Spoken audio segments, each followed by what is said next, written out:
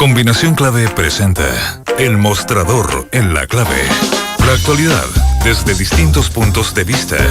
Un espacio para la discusión bien informada. El Mostrador en la Clave. Con el equipo de El Mostrador.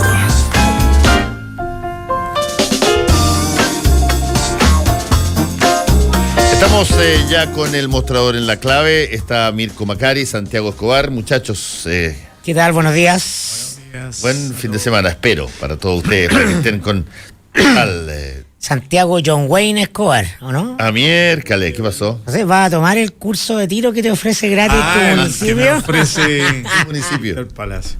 No, yo soy un hombre de paz.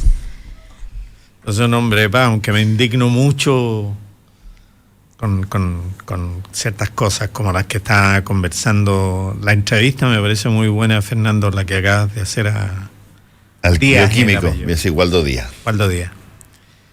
Porque yo creo que está, o sea, hablando en serio, la Constitución política dice que garantiza a todos los ciudadanos vivir en un ambiente libre de... Yo creo que esto, lo que ocurre, el abandono de esa zona, como una zona de sacrificio, daba acusación constitucional a presidentes de la República, aquí desde Ricardo Lagos y antes, desde Eduardo Frei, y desde, no hablemos de la dictadura, pero todos los de la democracia, de verdad, y yo creo que lo que están protegiendo hoy día, de verdad que da para una acusación constitucional, porque es una desidia, es un abandono. Si esto se sabe de mucho tiempo, lo de Puchuncaví, el caso de Campeche es increíble. Es increíble. Igual que el amigo tuyo... Campeche en la central termoeléctrica que está instalada ahí es de Genel. Claro. Que cuando fue rechazada finalmente mediante todos los mecanismos a través de los cuales la comunidad, en fin, se podía oponer, entre el vicepresidente en ese momento, pero yo creo que con anuencia de la presidenta, que era Michelle Bachelet, el vicepresidente, y la ministra respectiva, que era Patricia Poblete, y digámoslo con los nombres, ¿no es cierto? Y Patricia Poblete. Y Edmundo Perelloma, ministro de cambiaron el plano regulador. Es que es imposible, o sea... pero que a eso le llaman gobiernos pro inversión. Gobiernos pro inversión, pro crecimiento. El crecimiento, lo demás empleo. Es música, lo demás es música. Entonces, hay de verdad responsabilidad política.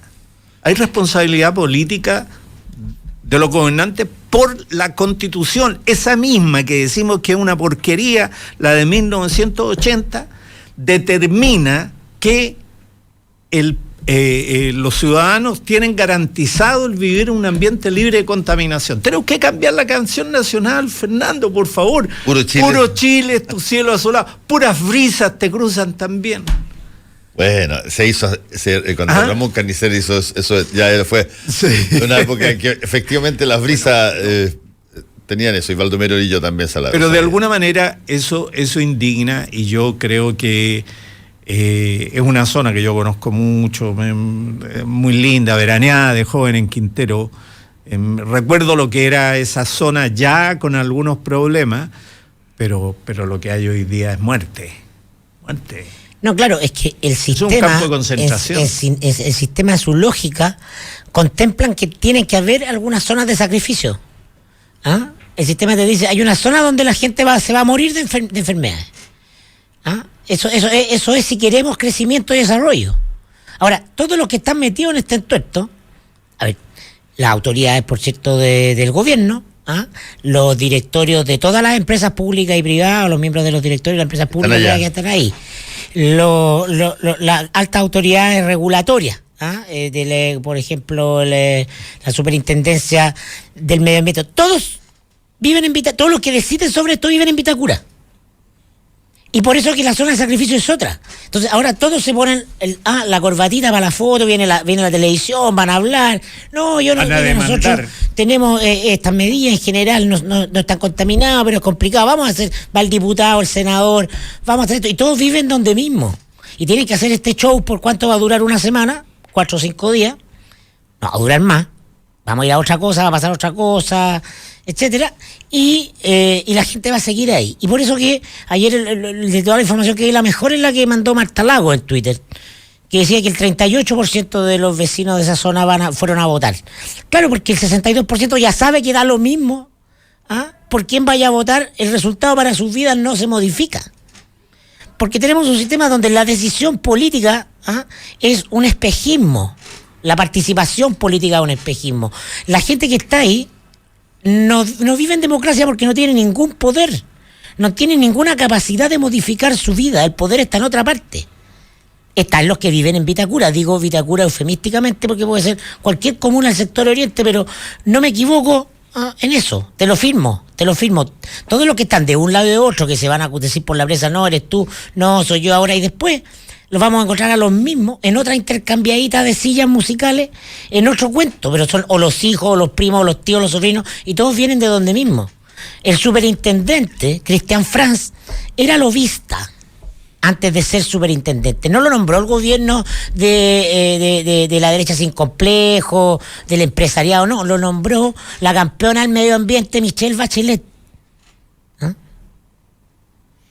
Aquí era lobista, ¿no? Que tenía una empresa que asesoraba a las empresas para pasar toda la normativa medioambiental y lograr la aprobación de proyectos. ¿Dónde va a volver el señor Franz después que sea superintendente? ¿A dónde se va a ir? Como muchos vuelven al mismo hay un circuito de los mismos que después pasan a la política, que es diputado, que está en el directorio de la empresa porque participó en la campaña, etcétera, porque claro, en la microfísica de este lío tú tienes que el gobierno salió culpando a ENAP dice que no fue. No, pero ENAP es una empresa pública y hay 2 directores nombrados por el presidente de la República, por Sebastián Piñera. Tiene un morbo político de la microfísica. No, pero pero la vida de la gente allá da lo mismo porque va a pasar y porque son nadie. Bueno, porque no tienen en la democracia de Chile no tienen ninguna soberanía de nada. Mirko, ojo, además que la ministra Schmidt deja fuera a Oxyquim. ¿Ya? Y Oxyquim, el presidente de Oxyquim era Fernando Barro, el abogado del presidente de la República, y además Fernando Barro fue durante varios años presidente del Círculo Legal de Icari. Y además socio del mismo estudio jurídico del marido de la ministra Schmidt. Ojo con esta cuestión. Por eso te digo, todo en Vitacura. Si la decisión de la ministra Schmidt de adelantarse tanto y la postura dura de ENAP puede significar que hay una pugna interna porque me dejaste afuera a todo un núcleo importante de empresas privadas donde tengo vínculos y le echaste la culpa a la empresa pública, que es la que se tiene que defender. Yo no digo que las empresas públicas no contaminen, pero aquí hay un enjambre, tú lo dijiste, hay un enjambre. Es decir, si enjambrar esto es juntarlos a todos y ponerlos en interrelaciones, es decir, todos con todos. Y entonces lo que decía este joven Waldo Díaz, ¿no es cierto? Siguiendo los olores o haciendo un examen microscópico se puede determinar qué es lo que es la sustancia. Ya hablaba de esta del nitrobenceno, decía. Sí, no. Una cosa. Pero el hecho práctico es que todo el mundo sabe hace mucho rato ya, en el ámbito de las políticas públicas medioambientales, que en esa zona te cuesta una barbaridad determinar cuál es el culpable de la siguiente fuga o etcétera, porque no se miden las cosas, los efectos multiplicadores de todo ese enjambre en el mismo lugar. Pero Fernando, mira, tal como está la situación ahí, digámoslo claramente, la propiedad no vale nada. O sea, el derecho de propiedad que te garantiza la Constitución no vale nada. Pero la vida no vale nada. Lo que te garantiza la Constitución. Tus derechos humanos no sirven, no hay nada. Si la escuela La Greda es el mayor ejemplo de un mini campo de concentración. Entonces, aquí hay una responsabilidad de las autoridades y del Estado que es realmente indignante. Si esto es muy grave lo que ha pasado. Yo dificulto que en otra parte del mundo durante 40 o 50 años se pueda reproducir ese modelo sin que tenga consecuencias políticas para nadie. O sea, nadie es responsable públicamente. O sea, entonces, que sí, lo que tú decías en la editorial, soñemos, ¿no es cierto?, que lo que pase en otras partes alguna vez llegará a Chile. Oye, sí, yo creo que en otras partes del mundo pasa, en el Congo belga puede pasar, pero por lo cierto no en ningún país. En términos de justicia se refería a Fernando, sí, ¿no es cierto? O sea, de que alguien es responsable de lo que ocurre en las políticas públicas, porque estos no son hechos aislados, no es la violación de los derechos humanos porque a algún imbécil se le ocurrió, ¿no es cierto?, transgredir las transparentes normas de ética del ejército durante la dictadura. No. Esto es política pública, pura. Pero no solamente yo quería hacer el énfasis en lo que decía, porque tú hablas de la responsabilidad formal, legal, de la autoridad política. Moral, pero ¿qué pasa? Ética. Sí, y jurídica al final del día. Pero ¿qué pasa antes? En la distribución del poder, ¿por qué se llega a eso? ¿Por qué es capaz por qué los pobladores de una zona que están con un consenso respecto de que se están muriendo no son capaces de revertir su situación? ¿Cuál es la autonomía de esos ciudadanos? Y eso pasa por la excesiva concentración del poder. Hoy día se enfrentan por la prensa, ¿no? Codelco, el Ministerio del Medio Ambiente, la ministra Carolina Schmidt, ¿no? Y la ENAP, cuya presidenta del directorio, la exministra Loreto Silva, y ambas son miembros de Comunidad Mujer. El domingo se encuentran ahí en el restaurante en Isidora y se saludan, perfecto. Pero no es que esto haga enfrentarse a muerte, no. Se llamaron por teléfono, para arreglar, porque una tiene una situación, un problemita, y así en cada problema tú te encuentras, terminas en un pequeño grupo. O sea, que el presidente del directorio de Oxiquim, la otra empresa que eventualmente, sea Fernando Barros Tocornal, abogado de Pinochet en Londres, abogado de Piñera respecto de sus temas de fideicomiso, en la última pasada, van todos al club de golf el fin de semana. Y entonces nadie vive en Quintero, nadie respira la mierda de Quintero. Y no va, y bueno, la de Coquimbo, la de Tocopilla. El superintendente de Medio Ambiente decía que tienen muy poco personal, que tienen poca máquinas, todos lo saben. Por supuesto que a nadie le importa, porque esa es la realidad, a nadie le importa, porque te encuentras frente a una élite que está capturada. No es que sea malo. No es que sea intrínsecamente malo y perverso, y haya que quemarlo en la hoguera. No, es un problema de que, la longitud de onda con la que piensa ese grupo, que es la élite chilena, es muy estrecho. Entonces, la pregunta a la que se enfrenta, porque lo no confesable del razonamiento es lo que decíamos, ¿no? En alguna parte hay que hacer esta actividad económica que es importante, porque no se los trajo para la zona, eso es lo que se dice públicamente. Estos son lucas que se van al sistema financiero y que entran por un tubo a las grandes fortunas, ¿no? El ancho de banda de ese grupo no entiende que estamos en el mundo en una era que ya no es la era de los hidrocarburos, por ejemplo, que estamos pasando a la energía limpia. Y entonces Chile estamos, claro, ahora tenemos recién una política energética que toca el tema de la energía limpia y hace una reconversión. Y fue tremendo trabajo de Máximo Pacheco, pero es inédito. Esto debería haber ocurrido hace 20 años. En el mundo desarrollado, esto viene ocurriendo hace 30, 40 años, esta reconversión de lo verde.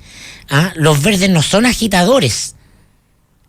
Los verdes no son personas que se oponen al desarrollo económico. Es un cambio de mentalidad de la relación de lo económico con el medio ambiente, que se ve profundamente favorecido por el desarrollo de la ciencia y la tecnología. Entonces no estamos hablando de romanticismo, no estamos hablando de discursos antiproductivos. Se trata de que hoy día, como nunca en la historia de la humanidad, está toda la capacidad para reconvertir tu economía limpia, en todo sentido, amplio, pero están en la pasada a corto plazo. Su ancho de banda nos da para mirar más allá de la rentabilidad, la máxima rentabilidad este año, el cortísimo plazo. ¿A través de qué? Actividades extractivas y básicas, la economía del siglo XX, estamos en el XXI. Y como ese grupo domina el país sigue en el siglo XX. Sí, probablemente si pasaran determinadas cosas que no van a pasar, pero si pasaran, si cambiaran los vientos y en vez de los vientos irse hacia el sur, se fueran hacia el norte, y eso hiciera de que las personas tuvieran episodios y se detectara este problema en Zapallar o en Cachagua o en Cantagua, sería una harina de otro costal y rápidamente prioridad número 1. Pero el punto... Porque bajarían los precios de los terrenos y las casas en la zona. Bueno, así razonarían. Que es un poco lo que decía el Chago con respecto a el derecho a propiedad. El derecho a propiedad de una persona que vive en Puchoncaví vale cero en términos prácticos, porque claro, el valor de tu casa solo tiene sentido para alguien que viva ahí mismo y que quiera, qué sé yo, cambiarse de casa dentro de la misma cuadra, pero no hay nadie de afuera. Para vivir más cómodo su enfermedad, ¿no es cierto? Claro. Para mover su silla de ruedas, para poder toser sin que se escuche en la pieza del lado, etcétera. Ahora, hay una asociación de viudas de cosa seria. De Codelco Ventana. Es cosa está la nota, yo lo comentamos el otro día, lo puedo citar, hay una nota que hizo la Alejandra Carmona en su minuto en El Mostrador hace muchos años con este tema de las viudas de ENAP, cómo están ellas luchando por tener mejores pensiones, porque los maridos están muertos por cáncer por haber trabajado todos los años en la zona.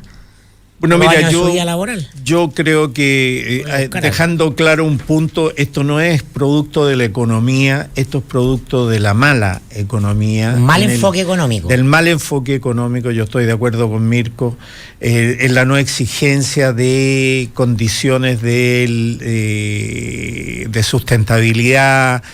Y hoy día ya no resulta, precisamente porque el paradigma de la economía está cambiando hacia fuentes de energía limpia, hacer las inversiones, enormes inversiones para limpiar cosas que son ya del siglo pasado. Entonces, Aigener va a estar en la pasada hasta el final, Oxygen van a estar en la pasada hasta el final y hasta que se muera la gente. Y entonces aquí hay un tema, y ahí se van a ir a otra parte, porque van a tener que hacerlo. Claro, van a tener que hacerlo, exactamente. O sea...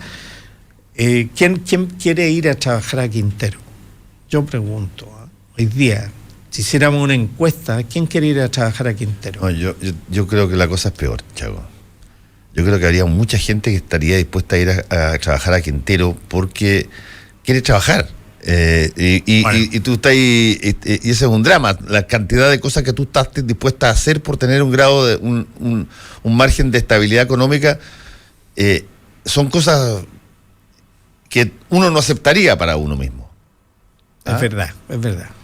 En todo caso, este tema tú dijiste va a durar 4 o 5 días, lo que siempre ha pasado más o menos, eso es verdad. Pero sería bueno que los 4 o 5 días sean hiperproductivos. Se va a detectar quién emitió los gases, se le va a sancionar con multas irrisorias para los niveles de ganancia por la operación de la empresa. Van a contratar una agencia de comunicaciones para superar el daño reputacional. Van a decir que todos han cumplido las normas medioambientales, lo que es cierto, porque las normas están hechas con estándares para que esas cosas sean legales, porque todo en Chile tiene que ser legal. Nadie haría algo ilegal.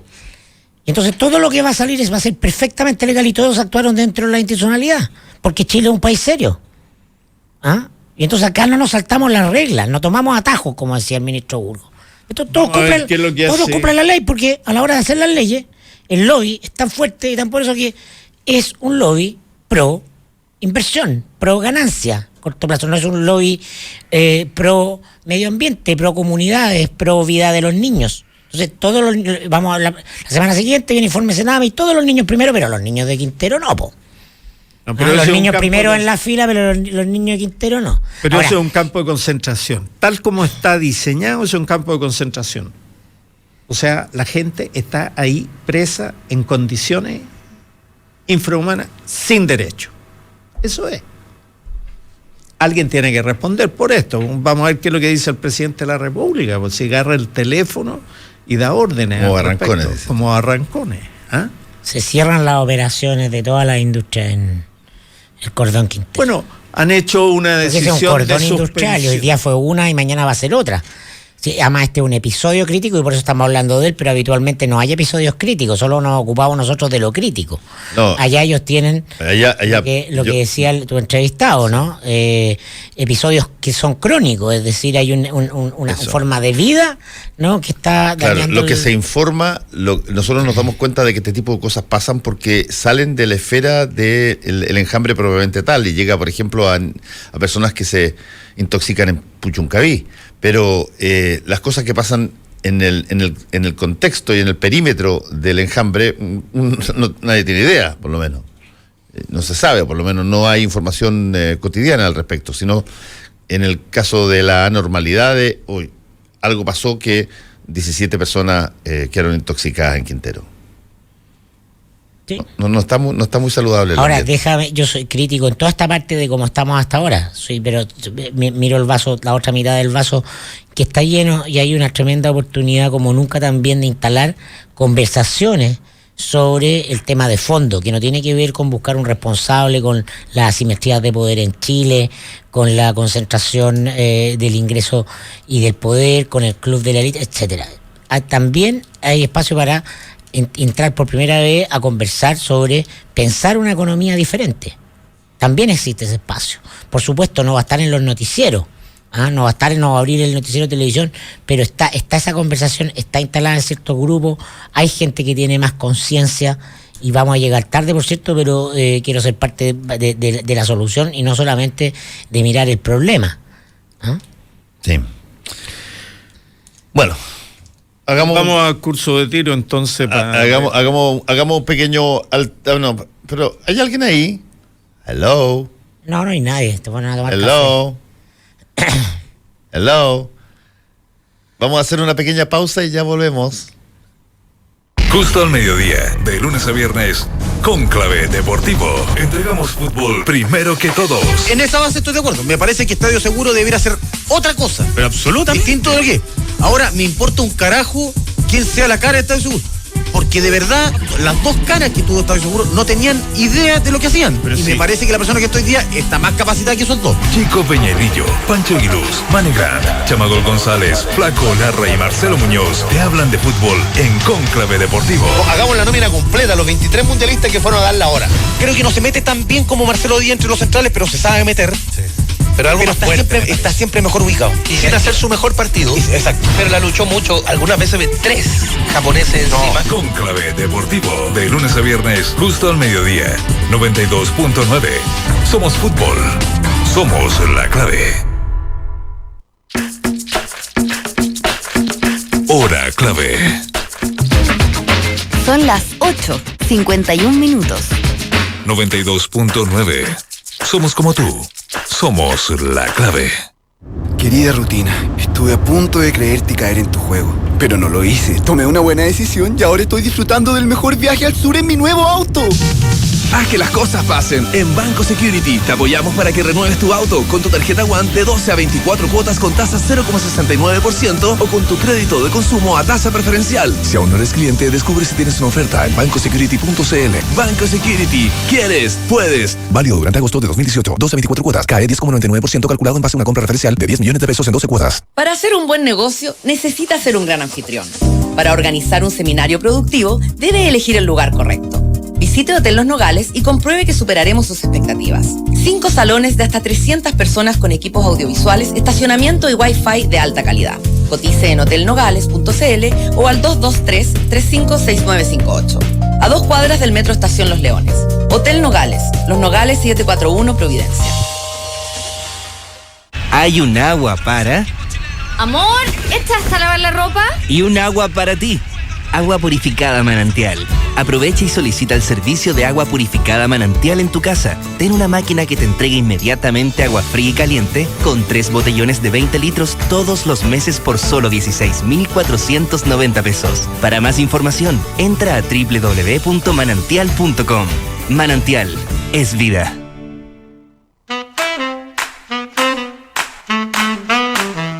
Los que sabemos de café, conocemos el secreto. Hace más de 75 años que en Cabrales buscamos en las plantaciones los mejores granos para darte el mejor café como a vos te gusta. Tostado por manos expertas, de exquisito aroma y sabor y en todas las variedades. Cabrales es ideal para disfrutar en todo momento y lugar. Cabrales significa buen café. Encuéntranos en los mejores hoteles, restaurantes, cafeterías y supermercados del país.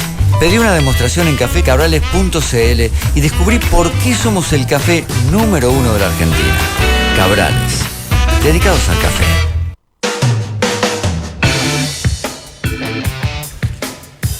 Estamos de vuelta en el mostrador en la clave y ahora sí, Mirko, ya puedes poner tu tema de las armas en Ñuñoa. No, pero antes en La Reina. En La Reina, perdón. No, quería darle la pelota al Chavo con ese tema, solo comentar, para que terminar lo de Quintero, que la lista política igual está interesante, porque si efectivamente la ministra Schmidt se precipitó al apuntar a ENAP, y resulta que ENAP no es responsable de la emanación de estos gases, en particular más allá de lo macro, se tiene que ir. O sea, yo no veo que sea sostenible un error de ese calibre, públicamente. No lo veo. Bueno, esperemos, veamos qué pasa. Veamos qué pasa. No, por supuesto, una eventualidad, porque no sabemos y esto se va a demorar un par de semanas. Ya dijo el superintendente que el sistema de obtención del informe final es largo. Bueno, se abrió la temporada de caza y así que seguramente va a durar harto. Pero mira, sobre el tema de las instrucciones de tiro que propone, yo creo de verdad que hay la maduración de una cosa que es bien negativa, y es que las crisis de las policías y las crisis de los enfoques de seguridad han llevado a que los municipios vayan asumiendo cada vez más. Hay municipios que están mucho más adelantados en esto, que tienen verdaderas estructuras de seguridad que son tanto o más eficientes que las de las policías en sus territorios, como lo Barnechea, por ejemplo, que es una especie de laboratorio en esto. Hemos asistido a muchos intentos en diferentes municipios de armar policías municipales, y yo creo que va a haber una regresión en el tiempo en esa materia. Ahora, lo que ofrece el alcalde Palacio de que los vecinos, o sea, le da un dato a los delincuentes, le dice, mire, en la mayor parte de las casas de La Reina hay armas. Te van a llegar cachuchando a medio mundo, preguntando dónde está la pistola, dónde está el revólver, dónde están todos cuando nos asalten. Yo soy habitante de La Reina, y entonces lo que hace el alcalde es un poquito improvisado, porque él es un poquito atarantado y tiene muy mal gobierno sobre la comuna.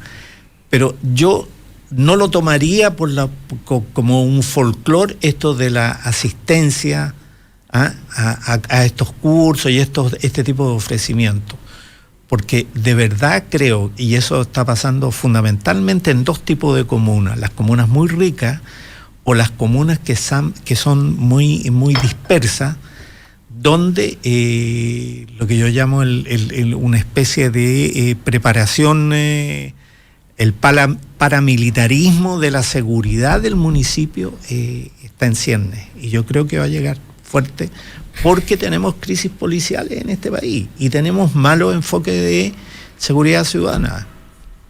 Sí, yo creo que eso es lo más interesante, mirarlo como un hecho más dentro de un proceso permanente y sostenido en el tiempo de fin del Estado de Derecho como tradicionalmente se lo ha concebido, y de instalación de lógicas de justicia por la propia mano. Puede ser todo legal, como repito, son todas las cosas en Chile, pero lo interesante es el fenómeno, la sensación de que el Estado en todos los temas quedó chico. No se le puede entregar la custodia del valor, en este caso de la seguridad propia, etcétera, porque no es capaz de cumplirlo. Entonces tenemos siempre una solución fácil y una solución difícil. Como estamos en Chile, la solución es la fácil, y es agarrarse a balazo con los que quieran entrar a tu casa. La otra es compleja, la otra implica subir los impuestos. La otra implica hacerse una pregunta que no nos hacemos sobre el origen de la delincuencia masiva, porque delincuentes siempre van a haber. Es la masividad y la violencia, de dónde vienen y por qué. y tiene que ver con sociedades más integradas, y los ejemplos de los países que logran eso son ejemplos exactamente de políticas públicas exactamente contrarias a las que tenemos en Chile. Entonces es más o menos inevitable, por supuesto que es preocupante, pero también, igual que el Chaco, lo que veo es que es más o menos irreversible hacia allá, porque esto lo juntas con el tema de las policías municipales, las atribuciones, las detenciones ciudadanas. Yo creo que Chadwick y Lavín salieron bien a hacer el punto de que esto incentivaba el tema de, más que dar que fuera todo legal, una señal que incentiva el hacer justicia por su propia mano, y eso es el fin del Estado de Derecho. Pero mira, afortunadamente en este caso, y afortunadamente en este tema, hay N cantidad de información disponible de todas partes del mundo respecto de qué tanto sirve el que tú tengas armas en tu casa como disuasivo para eventualmente ser enfrentado a un asalto o para complementación del trabajo policíaco. Probablemente la mayor cantidad de información la tiene el país que más autoriza tener armas en su casa, que es Estados Unidos. Y los datos son brutales, porque no solamente no baja el crimen, es Estados Unidos el país en términos de violencia y de atracos, de homicidios, probablemente el número 1 o número 2 del mundo, entre las democracias occidentales. Segundo, se generan una situación extra de problema. El aumento que sufrió Estados Unidos en los últimos 30 años de suicidios por arma propia que se tenía adentro es casi exponencial, enorme. Y hay un artículo muy bueno de la BBC de Londres, que está en inglés, pero pueden poner Gun Culture, cultura de armamento en Estados Unidos, y lo va a bajar rápido. Y te revela, a ver, en 10 láminas te revela cómo funciona esta lógica Tú tienes no solamente el que tú tiendes a utilizar más el arma para cosas que para la cual tú no necesitabas antes, ni te estaban robando ni nada. Tú solucionas tus problemas de vecinos a balazo en algunas circunstancias, porque eso elimina el problema. Cuando estás indignado, te agarras aunque no sea una cosa masiva el fenómeno, tú tienes un recurso disponible que elimina problemas. Segundo, están todos los episodios que se conocen como los episodios de civiles que entran a los colegios o entran a un McDonald's, los episodios de tiroteo, que no están asociados a asalto alguno, ni están asociados a fenómenos que tengan que ver con terrorismo. Van en Estados Unidos alrededor de 150 de esos situaciones con una cantidad enormemente grande de muertos.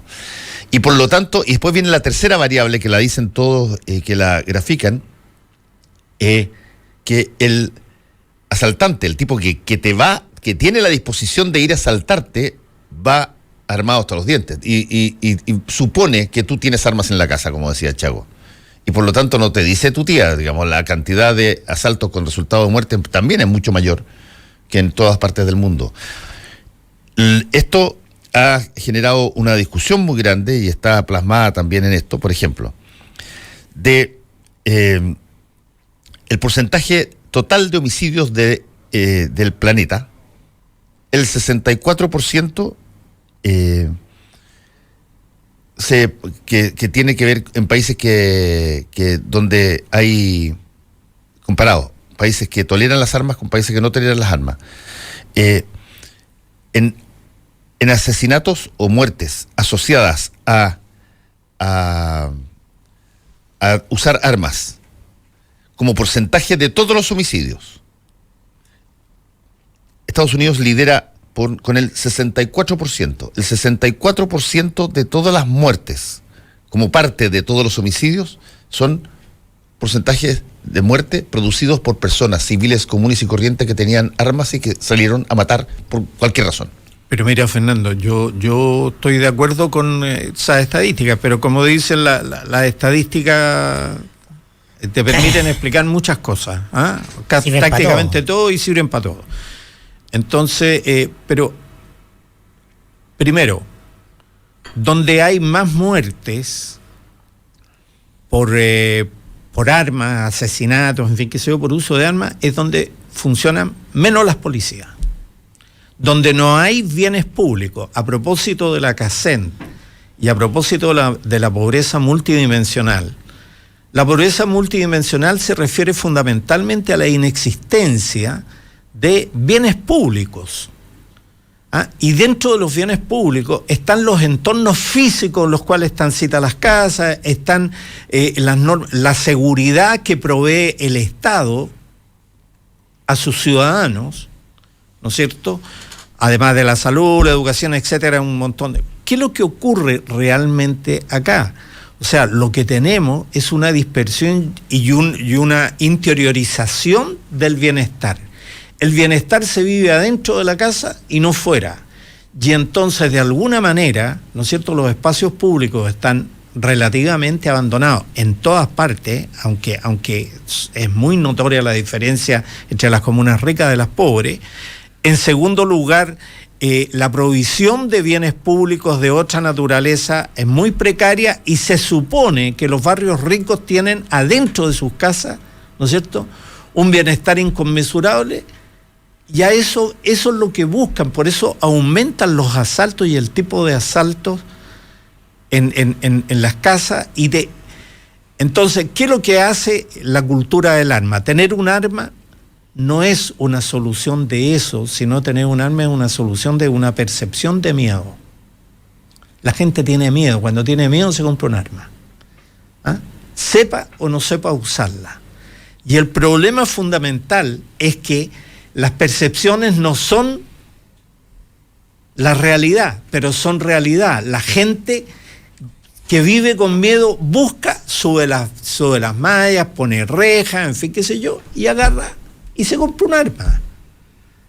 Entonces, trabajar la ciudad pánico, trabajar el miedo no es un problema de los ciudadanos, es un problema del Estado. El Estado es el que tiene que proveer tranquilidad y seguridad a sus ciudadanos para que no tengan armas dentro de la casa, porque te garantizo que el 80% de las armas que hay dentro de las casas es porque la gente siente miedo, siente que la van a ir a asaltar en algún momento.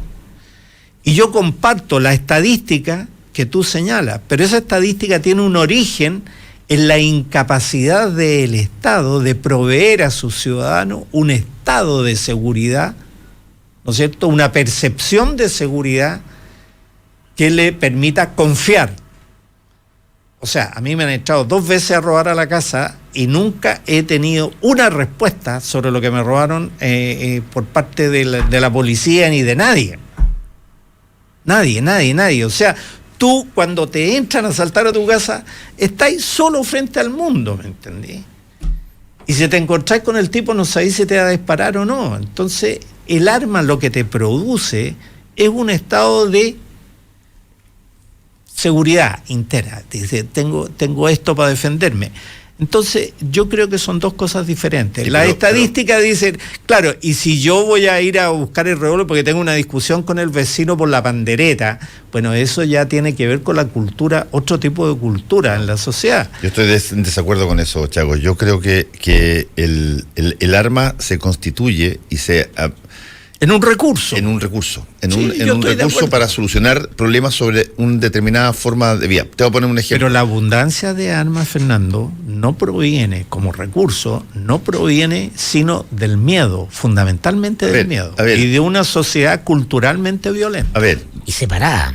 Hay casos y casos. Por ejemplo, déjame mencionarte algunos casos que aquí están muy bien puestos en este artículo de la BBC.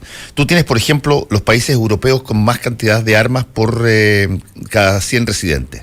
Y son países absolutamente civilizados. Finlandia, Suiza. ¿Por qué? Y las razones por qué ellos tienen armas por todos lados es porque ellos tienen un sistema donde tienen el servicio militar permanente a partir de los 18 años. Ellos guardan el arma militar en su casa, la tienen ahí, y van una vez al año a hacer prácticas de tiro. El concepto de ciudadanos. Y la última guerra fue el 45 del siglo pasado. Y no tuvieron nunca la guerra. Un sistema de movilización. Exacto. Que tengan el arma no la tienen porque la van a comprar porque tienen miedo, la tienen porque ellos, esa arma forma parte de una lógica de política pública del país. De defensa nacional. De defensa nacional y de preparación. Los alemanes o los rusos. Claro, exactamente. Bueno. Tú tienes, por ejemplo, países que están ahí. Yemen, por ejemplo, una cantidad altísima de armas, casi 55 por cada 100 residentes tiene armamento. Chipre, no Arabia Saudita. Estado. Yemen no tiene Estado. Por eso en ese punto estamos de acuerdo. Arabia Saudita, que ahora está regida por un régimen dictatorial de castas que pasan de sultán por sultán, emir por emir, rey por rey. Irak, sin duda. Uruguay tiene un alto nivel de armamento, es el más alto en América Latina, es alrededor de 32% 32 de cada 100 residentes. Pero tiene menos asesinatos. Mucho menos que todo, por eso, porque no es por miedo, sino que tiene que ver con otro tipo de lógica, digamos. No. Está bien, pero tú los casos que vas tomando, Fernando, mira, Uruguay es la banda oriental del Uruguay. En el origen del Estado uruguayo lo que hay es todos los tipos arrechos, todos los montunos, se iban para la banda oriental del Uruguay. Agarraban en Buenos Aires y los echaban. Y el espíritu uruguayo es eso, exactamente, individualista, en fin, qué sé yo, pero además son tipos pasivos que se aburrieron de arreglar sus temas a balazos. O sea, los uruguayos dicen que cuando juegan al fútbol mojan la camiseta, porque son 4 millones, son 5 millones, pero los tipos se aburrieron de arreglar los temas a balazos. Se aburrieron. Sin duda. Y entonces encontraron un modus vivendi. Pero mira lo que pasa en Centroamérica, Fernando. Mira lo que pasa en Centroamérica. Debe tener la mayor densidad de armas y no hay Estado. Es informal el Estado. El que te trafica con armas es el ministro del Interior. Ocurrió en Guatemala, en fin. Entonces, lo que yo digo es lo siguiente. En el caso de Chile, que tiene una baja tasa de homicidio, ha ido aumentando. Ojo, ha ido aumentando. Pero poquito. Siempre es baja. Pero ha tenido una muy baja tasa de homicidio siempre. Ha habido una explosión de compra de armas. Y esa explosión de compra de armas no se proyecta como un fenómeno de crisis de la confianza que la ciudadanía tiene en la policía y en los carabineros. El efecto de una causa más profunda. No se ha asociado para nada. O sea, la crisis de carabineros y la crisis de investigaciones, pero más la de carabineros, ha pasado volada. O sea, es como si no hubiera pasado nada. Señores, Carabinero ha quedado expuesto a que se la compre una banda de un cartel mexicano. Eso es lo que han hecho los generalitos de estos, en fin, qué sé yo. Tenemos presos a los principales, a los jefes de inteligencia de Carabineros, y esto ha pasado como si no hubiera pasado nada. Lo hemos conversado aquí, ¿cuánto? Y miren qué estamos. Miren lo que estamos. Armándonos. Armándonos. La gente se está armando, los carabineros, nadie les hace caso, han perdido autoridad, apalean gente, están más violentos porque están más tensos, tienen una tensión profesional más, pero no hay un modelo, ¿no es cierto?, de intervención de ciudades. Por ejemplo, yo siempre he sostenido que el cuartel te cuesta mucho, poner un retén de carabineros es muy caro.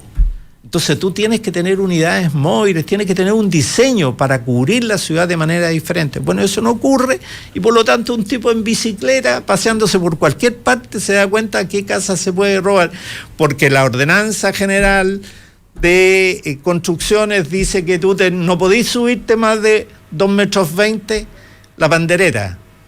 ¿Sabías todo eso? Entonces están todas las casas que se han ido para arriba y que le han puesto seguridad, etcétera, ilegales. Si el municipio quisiera aplicar la ordenanza, pasaría parte a cada rato, pero nadie se atreve a hacer eso. O sea, nadie va a ir, pues yo tengo una pared de 3 metros, me van a ir y además con púas y con... ¿Entiendes? Entonces aquí hay con una relación. 30 al otro lado. Sí, claro, ahora, ¿por qué dice el alcalde de La Reina que quiere proveer cursos de tiro en este sentido? Porque son votos. No, y porque además ahí hay, por lo menos dentro de todo, él está tratando de decir una cosa. Yo te puedo pasar a ti el Ferrari, un Ferrari Fórmula 1 top, y tú tienes carnet de manejar, pero trata de sacármelo en una curva a 260 kilómetros por hora. No tenés ni una posibilidad. Como contaba una vez, creo que era Nelson Piqué, contaba que si que él le pasara su auto a cualquier gallo que maneja bien, no lo puede manejar 30 metros, se le para. Porque tienen un nivel tan sensible. En fin, lo mismo pasa con el arma. Pásale un arma a una persona y el tipo se va a tener la sensación de seguridad. Pero ¿sabéis que apuntarle un arma a una persona y pegarle un disparo no es una cosa que se aprende mirando las películas? Ni tampoco disparándole a los cartones. Y tampoco disparándole a los cartoncitos. No es una cosa así. Una cosa es que te pase en el vehículo y otra cosa es que lo podáis manejar. Ese vehículo para lo que efectivamente fue construido. Y desde ese punto de vista, toda una serie de problemas se suman, que son estos efectos complementarios al tener armas dentro de la casa. Pero Fernando, si yo no estoy yo no estoy proponiendo que la gente salga a comprar armas. Yo lo único que estoy diciendo es lo siguiente, que el que se haya producido ese fenómeno es producto de una crisis del Estado en materia de brindar frente al tema de la seguridad, punto 1. Punto 2, yo creo que la gente compra armas porque se siente más segura, pero es un peligro que la tenga, yo estoy de acuerdo con eso. Tercero, yo no creo que induzca más asesinatos y eso, porque eso ya es un fenómeno cultural. Arreglar las cosas a balazo no es un tema chilensis, ¿no? Yo creo que por eso decía que tenemos una baja cantidad de homicidios. Y lo que sí creo que lo que propone el alcalde es populista en el fondo, porque el alcalde debe preocuparse, de verdad tenemos árboles muy añosos, puntos ciegos en la ciudad, y entonces ha hablado de los bienes públicos, o sea, el mobiliario urbano, empezando por los árboles, empezando por los parques, empezando por las luminarias, son esenciales para generar las sensaciones de visión y seguridad. Entonces, en vez de cambiar árboles añosos, lo que han hecho es los municipios empezar a regalar cámaras intrusivas de vigilancia, entonces empiezan a vigilar el territorio y en vez de transformarlo en una cosa amable. Yo ayer traté de sacar a mi mujer con la silla de ruedas para afuera a pasear y no pude por la sencilla razón de que están destrozadas por las raíces de árboles añosos las aceras, las veredas. Y entonces, ¿qué es lo que ocurre? Que la visibilidad de las cámaras es cero, pero es un negocito que tiene el municipio. Lo que quiero decir es que el Estado o la comunidad o los municipios empiezan a reaccionar en línea con la desconfianza. Y yo creo que es una tendencia que va a aumentar, porque en la medida en que no solucionamos los problemas de seguridad ciudadana y de mobiliario público y de bienes públicos, esta tendencia de tener más policía y de tener policías especializadas, policías en la puerta de la casa, etcétera, va a ser una tendencia. Y acuérdate, Fernando, que ya es una tendencia, se va a incrementando. Es una tendencia, se va a aumentar. Sí. Y acuérdate, Fernando, que esta va a ser una gran discusión regional. Cuando se elijan los intendentes, van a ser los intendentes elegidos, van a ser los sheriff de la región. Bueno, vamos a ver qué pasa en Brasil con Jair Bolsonaro. Y mira, es que hay un regreso de candidatos, y también si las cosas son fractales, o sea, van ocurriendo en un mundo cada vez más globalizado, nos vamos reflejando cada vez más en lo que pasa en otras partes, mientras más cerca. Lo que dice Mirko, el Estado se achica, se juntan en Vitacura, en fin, qué sé yo, pero se van encerrando y van quedando zonas grises. O sea, es difícil y no intervenimos las zonas Porque de la misma manera que es difícil cambiar a la gente de Quintero, sacar a la gente de la legua de emergencia es muy difícil. Pero la legua de emergencia, fíjate, la legua de emergencia era la legua de emergencia. Es una emergencia que lleva 70 años, 50, ¿cuánto ya? Y se llama la legua por la legua que hay hasta la moneda, en distancia. Había que pasarle ahí maquinaria pesada, había que limpiar, había que sacar toda esa cuestión, erradicar. Si para qué tener ese problema que ponerle más carabinero, ponerle un retén a la legua de emergencia, estás loco. ¿Entendés? Lo mismo. O sea, lo que nos hacen... Entonces es una crisis de la gobernabilidad, de la capacidad de gobierno.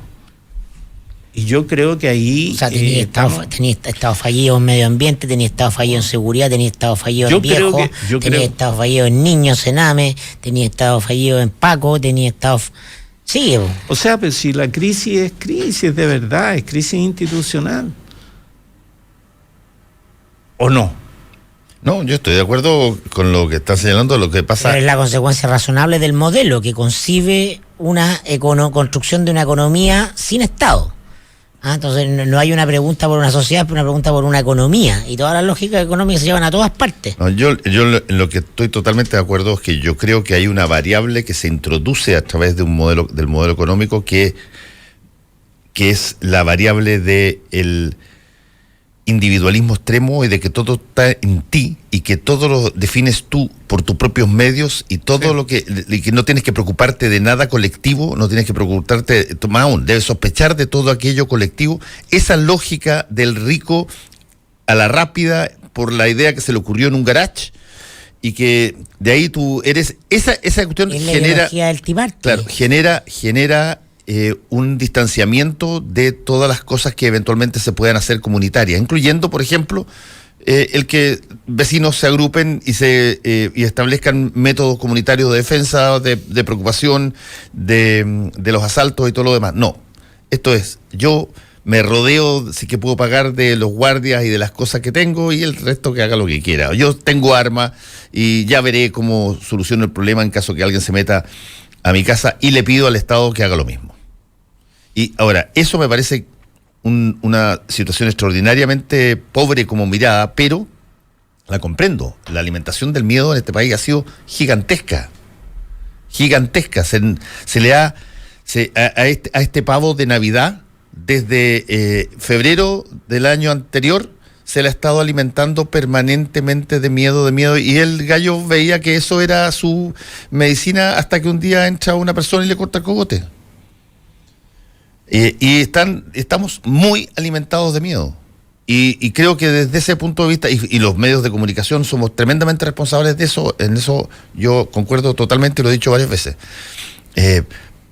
Pero eso es funcional a una determinada cosa, que la persona se sienta inerme, que se sienta sin defensa, o tú haces una de dos cosas, o te pones de enojo ante un líder que te dice, qué sé yo, síganme los buenos, o te resignas, te sometes.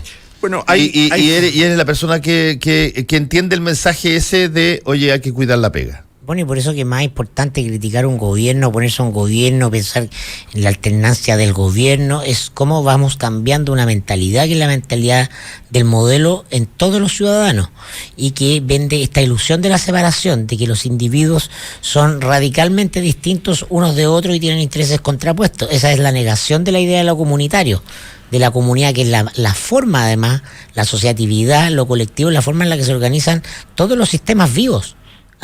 En un bosque, los árboles están conectados por debajo de la tierra, y los que tienen menos capacidad de alimentarse son provistos por otros que tienen más. Los que sufren amenazas son avisados a través del sistema de seguridad por los otros. Entonces hay una idea de lo colectivo, de la que esta idea de este modelo de falso desarrollo nos tiene anulada, y que es la que hay que reconstruir, que no es necesariamente la idea del Estado, no es la idea del socialismo, para nada, ¿no? Es la idea de la comunidad y la idea de la interconexión entre todas las personas a nivel macro, a nivel micro, y conexión además con el entorno, que es la esencia del pensamiento ecológico medioambiental, de su concepción ontológica. De eso estamos desprovistos.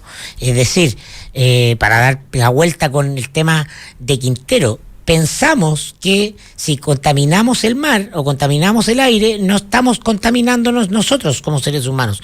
Nos pensamos divorciados del resto de los sistemas vivos donde habitamos. Entonces, vivimos de la Tierra, no vivimos en la Tierra. Y bueno, por eso estamos llegando a el punto que estamos en el cambio climático, que es un punto estamos al punto de no retorno, no lo digo yo, lo dice el panel de cambio climático de las Naciones Unidas. Este es el momento ¿no? Entonces, ahora, déjame darme, me quedé pendiente con una patita de lo de Quintero, porque es interesante en la medida en que lo pensemos sistémicamente. Sí, contra todos los pronósticos nuestros, el tema se logra mantener en la agenda y logra de aquí emerger con fuerza un movimiento medioambiental, un nivel de conciencia medioambiental, como por ejemplo el que ocurrió de la nada con el tema de las mujeres. Por ejemplo, yo veo muy difícil que se pueda hacer dominga. Si este tema se sensibiliza, se enreda la situación política por temas medioambientales, a simple lo digo que es un objetivo no declarado del gobierno, y por eso que se decidió la estrategia del Tribunal Medioambiental, y por eso que el gobierno retiró el recurso que estaba en ese tribunal, se optó por otra estrategia. Pero claro, lo medioambiental, los ciudadanos van a saltar como temas macro, al igual como han saltado antes la educación y el tema feminista. Son grandes temas sociales, y eso es lo positivo que yo veo. Son las grandes energías que vienen desde abajo, que nos estallan así en la cara de repente, pero en buena hora que nos estallen, ¿no? Claro, los medios somos responsables porque somos incapaces de mantener estos temas en la conversación, porque vamos a otra cosa, porque seguimos una rutina, porque no hay suficiente densidad crítica para mantenerlo en el tiempo, porque no tenemos los intereses, porque los periodistas que preguntan también viven en Vitacura, lo digo de manera eufemística, pero tampoco tanto. Es decir, seguimos una rutina acerca de la información.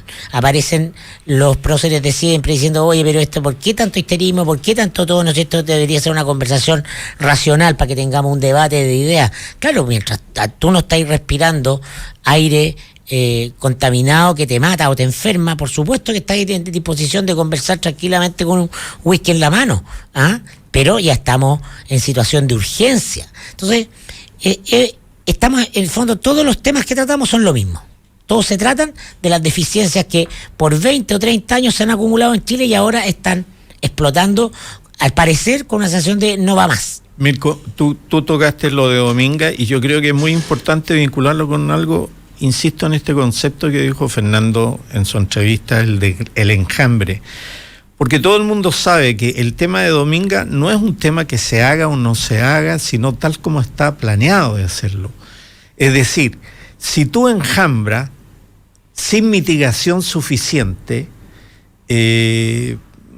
va a ser un lío. Todo el mundo sabe que 3 puertos deben ser un sistema de puertos y deben evaluarse juntos. No se pueden evaluar de a uno.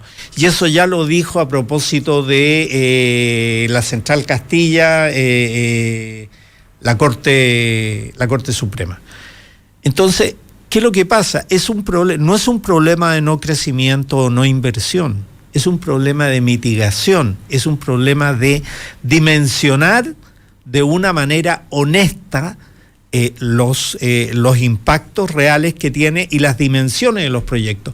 Chile no tiene bahías profundas ni muchas bahías grandes, enormes.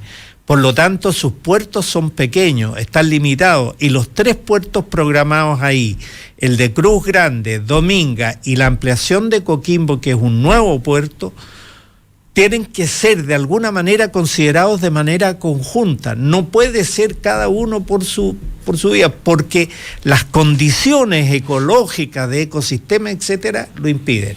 Si tú haces uno solo, evalúas uno solo, no estás haciendo lo que en el fondo va a ocurrir, que es enjambrar. Y entonces, por lo tanto, no estás mitigando el enjambre, sino que estás mitigando. Es el problema de lo que está pasando en Quintero, que es donde tú vas a encontrar en cada una de las diferentes plantas un informe de impacto ambiental sobre, claro, como si es que todas las demás no existieran, digamos. Exactamente.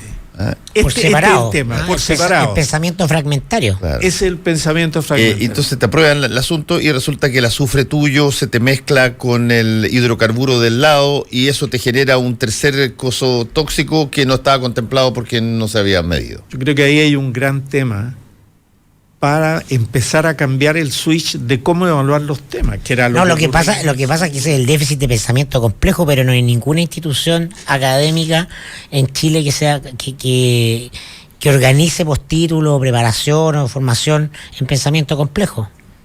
Sí, si lo hay es marginal. Y algo central en la formación de liderazgo hoy día. Escuchamos que se maneja el Ministerio de Medio Ambiente, que es donde está lo más complejo, además, lo más sistémico, con fondos concursables. ¿Qué son los fondos concursables? ¿Qué es un fondo concursable? Además, fondos concursables de 10 millones, 5 millones. El Ministerio de Medio Ambiente no tiene ninguna musculatura de nada. Es súper débil. Hay que decirlo, es un decorado. Y acuérdense que eso, la superintendencia tiene. Lo pusieron, pero el ministerio no. Pero el origen que era CONAMA. Lo pusieron para estar en la OCDE. El origen que era CONAMA, sí lo crearon para estar en la OCDE, pero el origen que era CONAMA, yo escuché a Edgardo Berenguer decir, no, la CONAMA, Ministerio del Medio Ambiente, jamás, nunca. Vamos a tener puros problemas políticos, no, una comisión y esta cuestión adentro de la moneda, para resolver políticamente lo que había que resolver políticamente. Es decir, nunca se pensó en tener un Ministerio de Medio Ambiente y sistemas regulatorios en forma independiente. Si eso ha ido avanzando, pero de una manera muy... ¿Qué es lo que te dice elegantemente Bernardo Larraín Mate de la SOFOFA? Oye, vamos destrabando los proyectos, pues. Las regulaciones medioambientales son una obstrucción para que el país no crezca. No tenemos que ir, muchachos. Estamos complicados con el tema. Chao. Se le agradece tanto a Chago como a Mirko Macari. Le vaya muy bien.